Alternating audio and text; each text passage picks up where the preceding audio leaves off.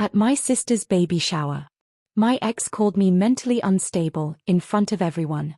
I just smiled and let him talk. Then his new wife asked a question.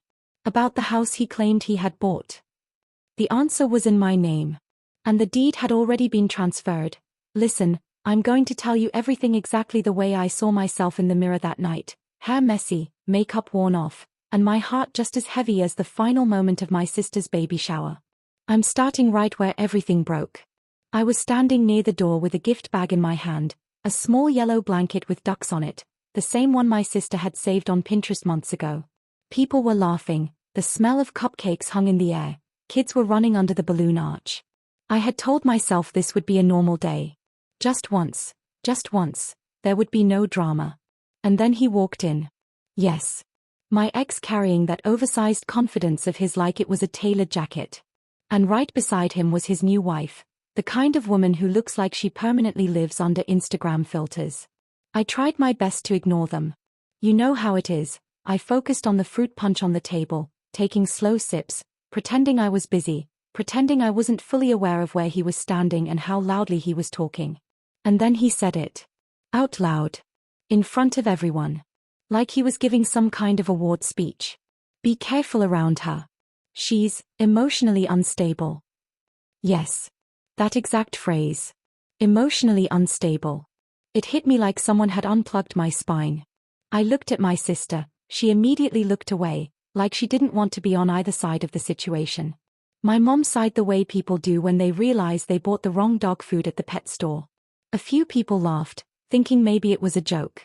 The rest stared awkwardly into their cups. And me? I smiled. You know that smile. The one that hides screaming behind it. I didn't say anything. Not a single word. I thought, let him talk. Let him talk today. Because I knew, the real explosion hadn't happened yet. The party kept going. Gifts were opened. Games were played. Mocktails were passed around. I stayed a little off to the side, just observing. My ex didn't miss a chance to keep performing. At one point he said, I practically handled her whole life. Later it was, I'm the one who kept her financially stable. Then, loud enough for a few people to hear, I almost bought us a house using my credit, but she ruined everything. Inside, I laughed. Not the kind of laugh people see, but the kind that echoes clearly inside the pocket where revenge keeps its receipts. Then it happened. His new wife, laughing, adjusting her hair, asked casually, like she was commenting on the weather. So, that house he said he almost bought? The one in Willow Creek? What happened with that? Didn't the deal go through? The room froze. For 1 second, my ex completely locked up. Then he pasted that fake confident smile back on his face, but something was off. The shine wasn't there anymore. Before he could answer, I did. I opened my purse. Pulled out a neatly folded document. Held it the way you'd hold something completely ordinary. And said, calmly, oh, that house? Yeah, the deed is under my name. And the transfer went through last month. The silence that followed felt like someone had muted the entire world. His new wife's eyes widened. She turned to look at him, the kind of look that says, explain. Now. And my ex? He actually shifted where he stood, like his body was trying to escape before his mind could catch up. You know Willow Creek. The neighborhood he bragged about constantly. The place he said he was just a couple of signatures away from owning. The proof, in his mind, that he was financially ahead, that he was winning at life. That house was the crown on his ego. The truth? He never qualified for the mortgage. His credit score was wrecked. And me? I quietly listened to my therapist, stayed calm, and made sure everything was put under my name. When he said during the divorce, she can't survive without me, something flipped inside me. That was the day I stopped explaining and started securing. His new wife asked him, her voice shaking just a little, you said you were buying it. He had no words. I picked up my cup, took a small sip, and said only this.